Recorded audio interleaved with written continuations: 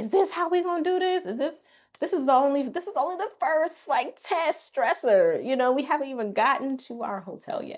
Moving abroad as a couple didn't automatically bring us closer, but I do want to share what did. I remember when I was looking up moving abroad and watching couples and just following couples and families that moved abroad, there was an overwhelming conversation about the fact that you had more time. So you have more time to spend together, you have more time to spend as a family. And I believe that is absolutely valid, absolutely true. And I don't hear a lot, and I didn't then, about the tests that you go through that bring you closer and how to move through those elements when you're moving abroad. So I want to share from my experience. It's been 4 months that we've moved abroad, day in and day out.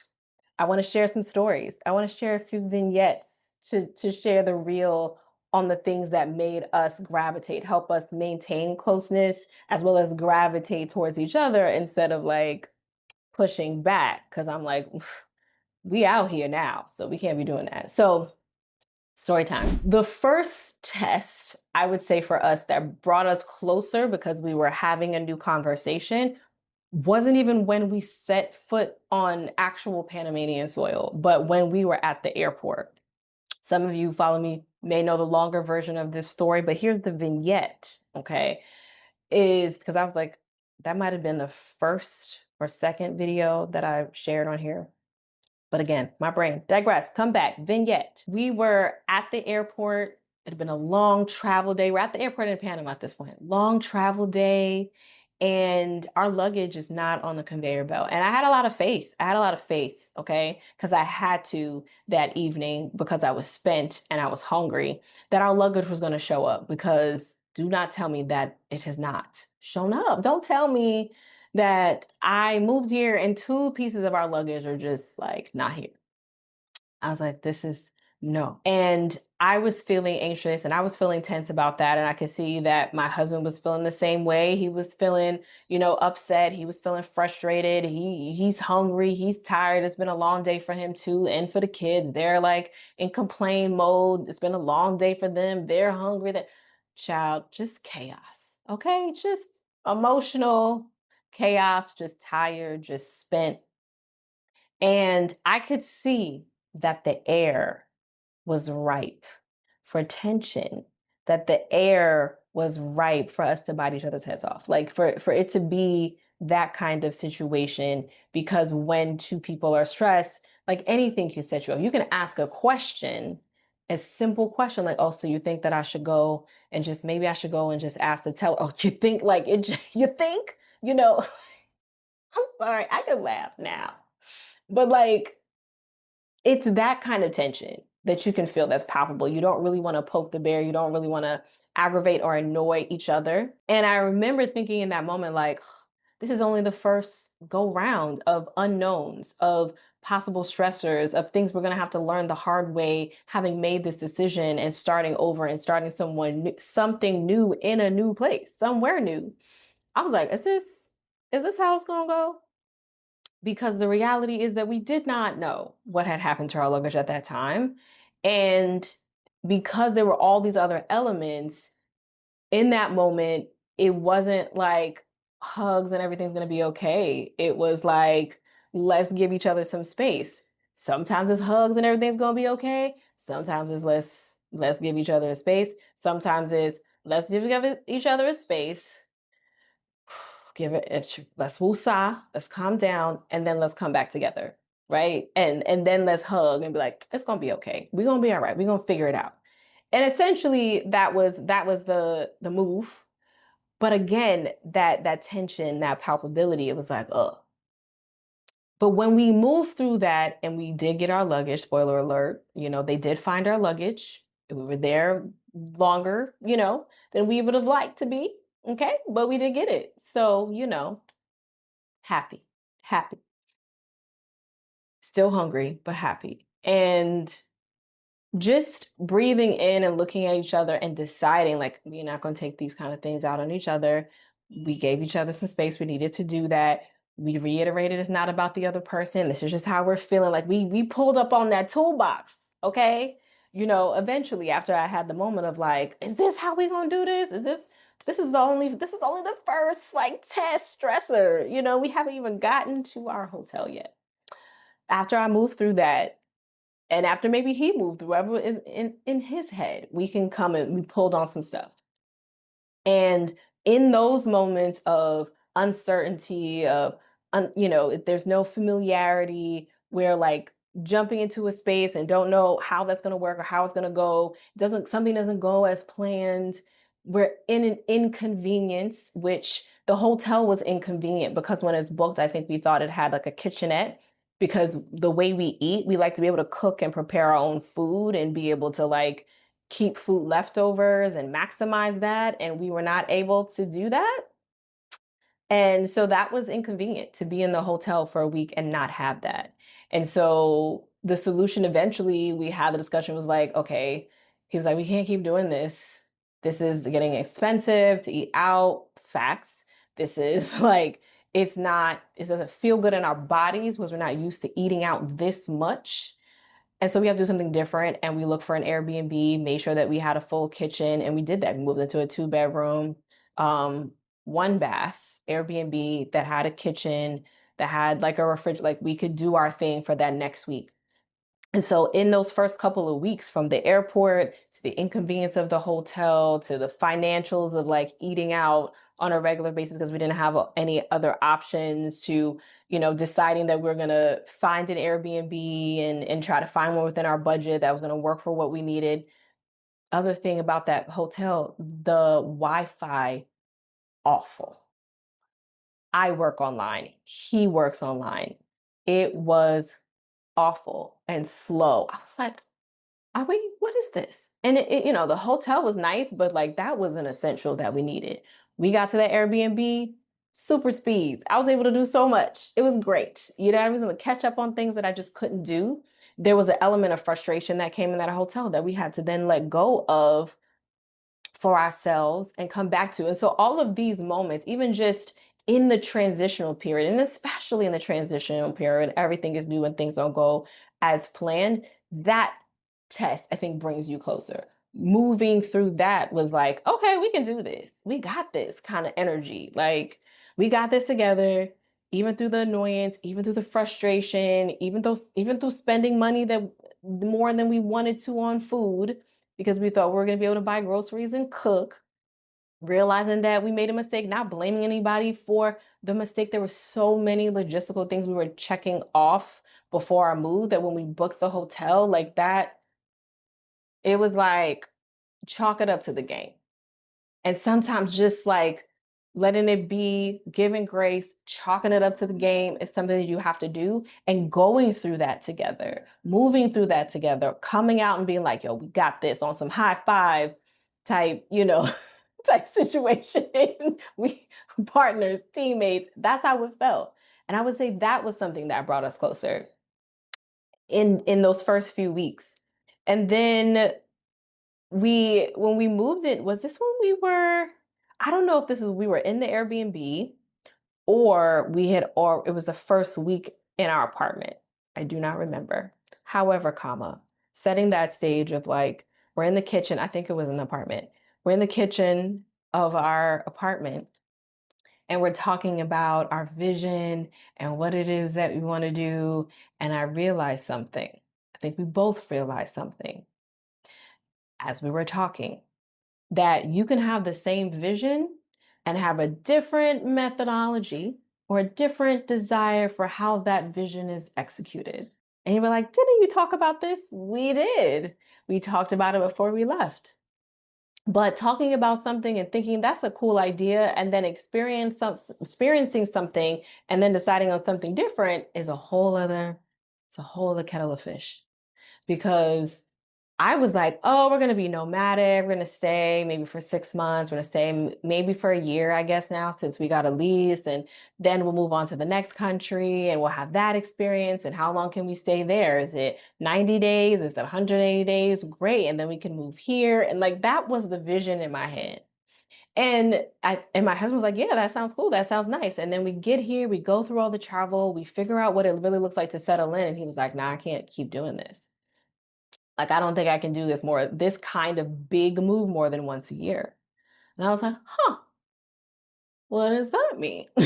Wait, I thought we were on the same page about living the nomadic life and we were just gonna stay here a year because the 1 year lease made more sense and da da da da. He was like, yeah, I think I'm changing my mind after experiencing it. And I was like, okay. It was a bit of a blow to the vision that I had in my head for the execution. Like we both agreed we wanted to move abroad, we wanted to travel. Like we're aligned in that. But how we move and how we're moving through this world, literally, how we're moving through this world, oh, that changed. That kind of he more solidified his thoughts based on experience, which makes a lot of sense. I was having the same experience and I was still holding on to the nomadic vision. And I had to ask myself, is this something I have to let go of? But what I think we realized in that moment too, and what we came back to, right? Because I think we know this, but what we came back to was like, we have to leave spaciousness for one of us to change our minds about something we've already decided. And it might not feel good, but it's it's just what it is. It's just like you can change your mind. I can change my mind.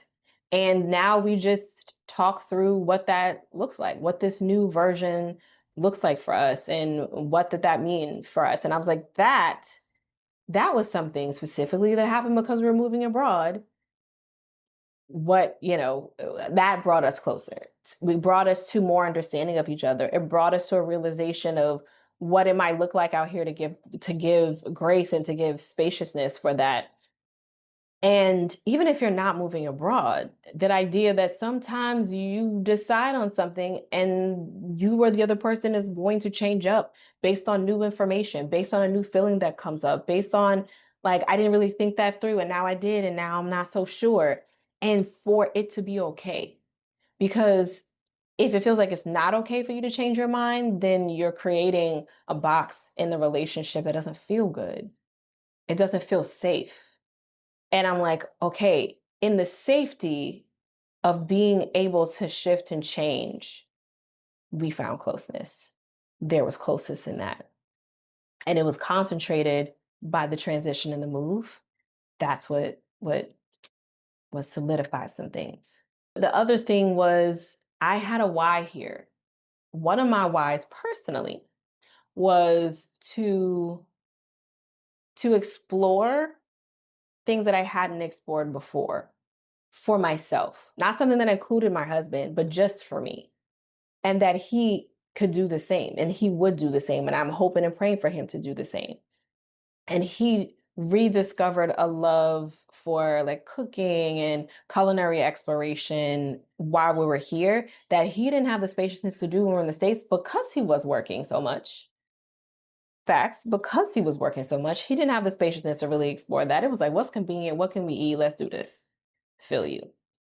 And I am in my 40s, having been a child and a teenager and a 20 something and even an early 30 something who has really leaned on creative performance, for whom creative performance has been a part of my life and a part of my identity for a long time. And I feel like I got away from it when I started my business, when I had a child, and I got away from the performance aspect of that to some degree. I did some things. Oh, something in my eye. I'm sorry, y'all. You know how you get that eyelash in your eye? And now I'm thinking, thank God I don't wear mascara like that because that would, you can't do things like that with mascara. Okay. I'm so sorry. Okay, stay with me. Okay. So, whew, I wanted my 40s to explore what my creative outlets look like now. Not necessarily trying to get back my glory days and what I used to do, but what it feels good and what lights me up creatively and in terms of performance now in this season of my life. I'm discovering that and I wanted to create space to discover that. And so what brought us closer? We gave each other the spaciousness and the support to pursue our desires and our passions. Did y'all hear that alliteration though? Okay, a little word nerd moment. We gave each other the spaciousness and the support to pursue our desires and our passions. Okay. But that's essentially what we did. There was a word nerd moment, but that's essentially what we did. that those are individual things, right? Those are like, that's my thing, this is your thing. I'm not doing your thing, but I'm happy for you and I support you and I'm bigging you up in your thing. And vice versa. He's bigging me up in my thing. He's supporting me like, girl, you want to take an improv class? Girl, you want to, go volunteer at the theater? You want to take this dance class? You want to, what do you want to do? I'm going to support you in doing that. That is a sense of feeling so safe and feeling held that makes you feel closer to that person. And you're not just maintaining closeness and connection, you are elevating in it. That is how it felt. That is how it felt. And we have individual desires, but we also have shared desires, right? Shared things that we're working towards. Example, health and fitness. That's always been something that somebody might not agree. But I would say for us, we take a very exploratory approach to health and fitness. We learn something new, we try things out. Like right now, we're trying like a week of keto and seeing how we feel and seeing how our body reacts to keto. And, we learned a little bit about it and we're giving it a shot together. So we're doing that. We exercise together, we exercise apart. Um, we push each other in different ways when it comes to the type of movement and the types of ways that we can move our bodies. I moved in with some yoga and some Pilates and some sun salutations and with him. And he is really the one that made me feel comfortable with weight training, right? I know I'm supposed to do it at my big age. I'm supposed to be weight training and doing that. I am. I started in the States. And he helped me to get to a point where I'm not feeling intimidated by that because that's something that he did, he does, he's very comfortable with. He's always done it in the gym and stuff like that. So, these are the things that I don't hear as often, that when you move abroad and even in your regular daily life, because we live a regular daily life out here, wherever you are, these are moments of connection, right? The moving through the unknown together and not coming for each other in it because you don't deserve it. And the understanding that you may change your mind, your partner, your spouse may change their mind, supporting the passions and the pursuits that either of you have, and also having things that you share together, like your little micro goals or your shared desires, and moving towards that together because it's fun. And yes, it's because we have the time to be able to do that, right? And so, like I said in the beginning, everything that other people who've talked about in this lane is absolutely valid. I just wanted to add this piece to the conversation. And hopefully that was helpful. Hopefully that feels good. Hopefully that was beneficial. And thank you. Thank you for coming. I appreciate you hanging out with me for a bit here on the YouTube.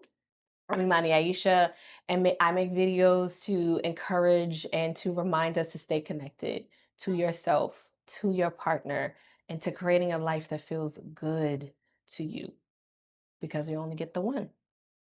And if you are in a space where you want to foster a deeper connection, if you're feeling in a season of disconnect, you are not alone.